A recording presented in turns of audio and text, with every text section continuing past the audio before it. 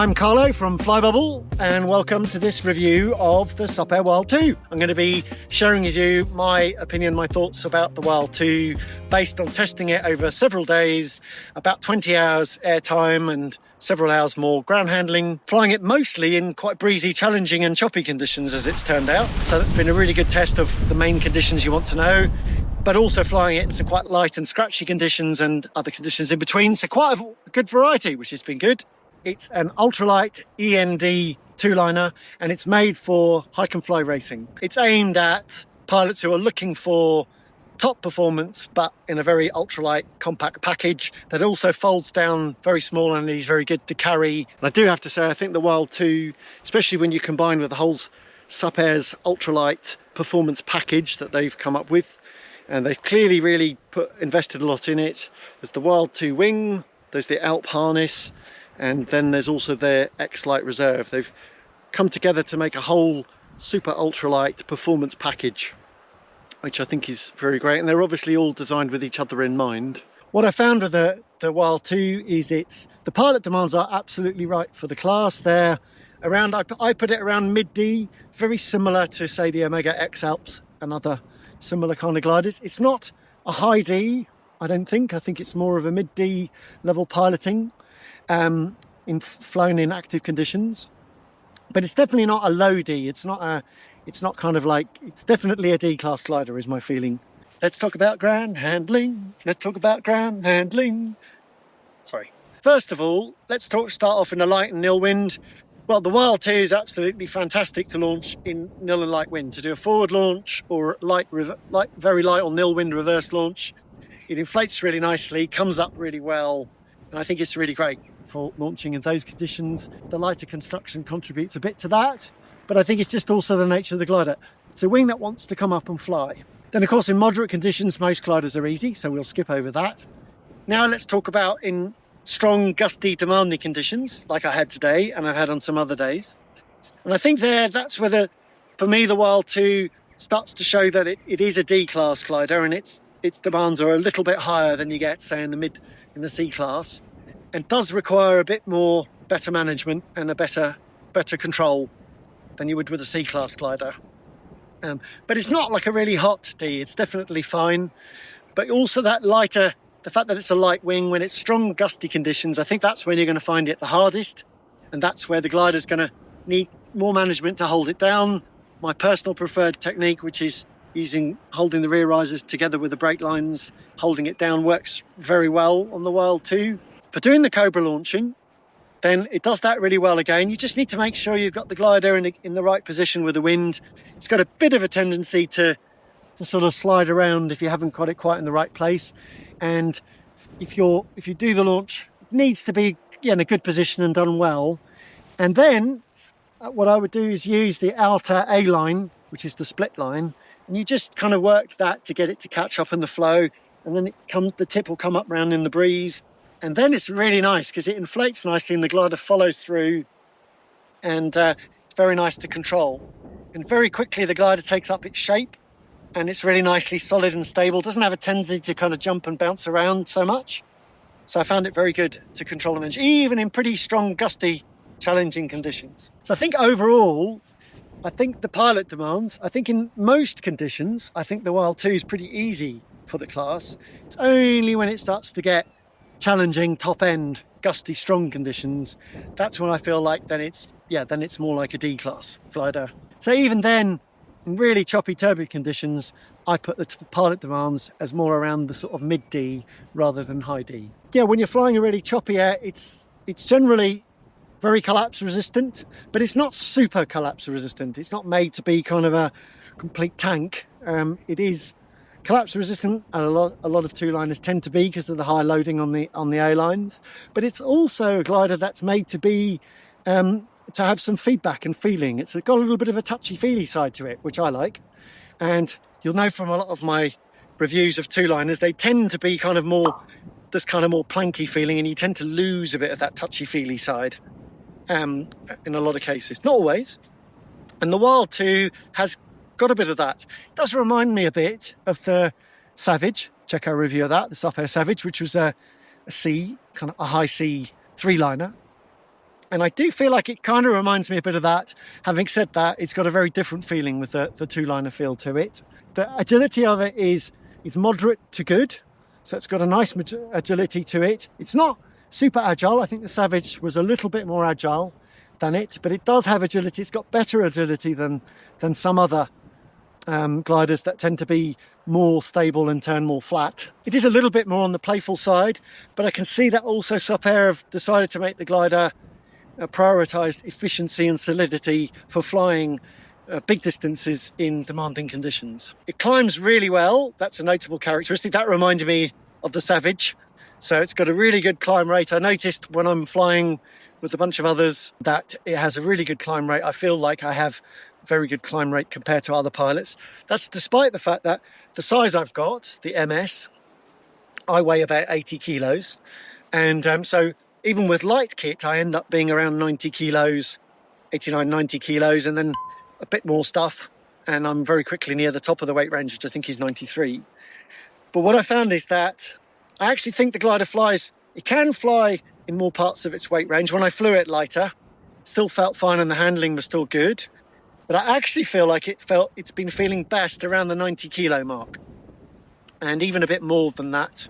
And I think because it climbs really well, I didn't feel like, oh, now I'm suffering on sink rate, like you might do with some wings. And it felt, with that loading, it just felt more taut and solid. And even when the conditions have got a bit lighter, I still feel like it still had a really good sink rate. The feeling of the glider is very solid and reassuring, although it does definitely give a good amount of feedback. So I'd say moderate to good feedback.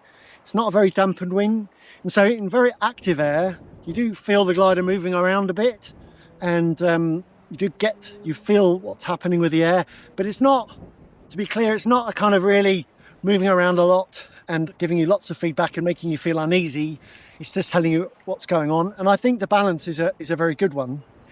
When you fly then in lighter, more subtle conditions, then then you can definitely still feel what's going on and where to find the lift. When I followed the feedback of the glider and it's made me feel like the lift's over there or over there, and I followed the glider, it's tended to be very good, and so it's giving a good level of feedback like that. So I think the balance of feedback is really good, not too high but not too dampened. Thermaling ability, getting into thermals, it cuts really nicely into the thermal, and it's a great thermaling wing. I think it's really excellent, very nice thermaling glider. I have noticed that when I've been flying it, I feel like I'm doing very well, and it's doing the glider itself. When I've been flying with other pilots, I've been trying to just follow them around and match what they're doing, and I feel like it's a very good thermaling wing. The Wild 2 is very good at that, and also it's got a very good climb rate, very good climbing in thermals, so really excellent. And it's a good all-rounder, so everything from very light scratchy stuff because of that very good sink rate, but even when you're flying in really strong punchy cores, and which I have had some, and some especially wind-blown broken ones which tend to spit you out, and I felt that the brake authority with the Wild 2, which is very good, has been very good to keep myself in there. Always with those sort of conditions, you've got to be assertive and get yourself in there. But whereas with some gliders, you have to really work hard to do it, I think the Wild 2 has a good nature that's really good for doing that kind of thermaling. If you're not flying actively and you're in punchy stuff, you're going to get the tips coming in a little bit like that. And I think you do need to fly it actively in very strong conditions. The information he gives you, I think, is really good to feel what's happening, to predict what the glider's about to do. It's not that kind of super solid tank plank kind of wing where you don't really feel what's happening and then you suddenly get a collapse. It's definitely a wing that's telling you what's going on. Then in terms of the brakes, so the brake treble, I think it's on the sort of moderate side. It's not very short and it's not very long. I think the contact point was about 15 centimeters, something like that. And then I think the brake range it's kind of on the medium side. It's definitely not long, like quite a few two-liners are, some wings, but it's not very short either. It's kind of moderate. And I found the best thing is when I'm trying to if I'm just flying around generally, I can just take a small wrap and fly like that just fine. If I'm trying to turn tighter, then I found that I kind of take a slightly bigger wrap, kind of wrap it around my hands a bit more for just a bit more authority. The brake pressure, I think, is sort of moderate to firm, but however the very, very minimalist brake toggles on it, which are very thin and there's not much padding on them, which doesn't give you much to grab onto, means that it's important to grab the handle and wrap it nicely around your hand so you've got a good grip. If you don't have it properly, then those handles kind of slip in your hands a little bit. And that kind of makes, I realised it makes you feel like the brake pressure is higher than it is, and kind of affects your feeling about the handling of the glider. So make sure you got a good grip and a good grab on the handle, and then you start to feel what the handling of the glider is. And I think it's got moderate to good agility and very good direct brake pressure. It's a little bit on the firmer side, so not light, but very direct and progressive. And so you really feel like you know exactly where you are and where you want to turn. So talking about the stall point. So first of all, the brake travel, just if you've got your hands through the toggles and holding them in a probably classic half wrapped, then it's easy to get the stall point down. The brake pressure does build up noticeably, but I would point out with a Wild 2, I think it's got a little bit on the sensitive side stall point. It's not kind of a really like heavy physical stall point. It has got a bit of sensitivity to it. So as you get the glider down to the stall point, you can feel the glider starting to go that kind of, you know, sort of slippy, slidey feeling, and then it will stall down. The tips peel back first. And so, yeah, still very clear. The stall point requires a bit of sensitivity, but for any pilot flying a D-class glider, I think it should have no problems at all. It's very easy. I think some other gliders have a bit more of a sensitive stall point and require more touchy-feeliness. For me, the Nova Xenon comes to mind from one I've tested recently. But yeah, totally fine for the class. And in some ways, D pilots will know that when you're landing in strong conditions, it's quite nice having the stall point not too firm and hard to get to, because it means you can get the glider down quick when you need to. Now going on glide. So I do think that the Wild 2 seems to have a very good glide, excellent glide for the class. I certainly didn't feel like it was lacking, and gliding with others, including pilots who were on high D wings like the Xeno 2. I also did glide with some various pilots on different levels of glider, and I felt like it's got certainly very good performance, good trim speed, good glide, and performs very well. Also, it's got very good, solid, usable performance, and the glider, because it is pretty solid and confidence inspiring, it invites you to use that performance and let the glider flies, is the point. An error quite a few pilots make when they go to hotter gliders is they start flying overactively flying because they're scared and nervous, and that actually kills the performance of the wing. So you've got to let it fly active when you need to, but a lot of the time, to get the best performance, you need to let the glider fly, let it breathe and let it glide. The speed bar is on the moderate, the pressure is on the moderate side. It's not super light and not heavy, but very usable, good speed, and it picks up a really good amount of speed. The glider itself still feels very solid and very usable. I was quite happy to be using the speed bar, even in the quite choppy. When it got really, because we had some pretty ratty conditions, then I was like backing off a little bit. The speed bar is very good, very solid, very usable right through the range, and the glide seems to keep very well. I think at the very top of the speed, which did feel quick, then the glider starts to feel a little bit more edgy, but then you're just flying on the rear risers. And there's a very nice, very good connection to the wing. So they work very nicely, even though they've only got those little sticks on them. So just grabbing and holding onto the rear risers, and you can twist them in. So you're kind of grabbing the risers and the sticks. And then you've got a nice connection. I had a good feeling connection. The B steering is on the firmer side. It's not light, but not really heavy. It's on the firmer side, but it has a good direct feeling to the wing. I felt like I could fly nice and actively with the wing and keep on the bar and keep flying actively. I was testing myself by holding the bar on as I was going into thermals and even through some chop, and carried on flying actively with the rear risers. And I felt like as I was getting to know the glide better, it was very good, and I was able to fly the glider very actively like that.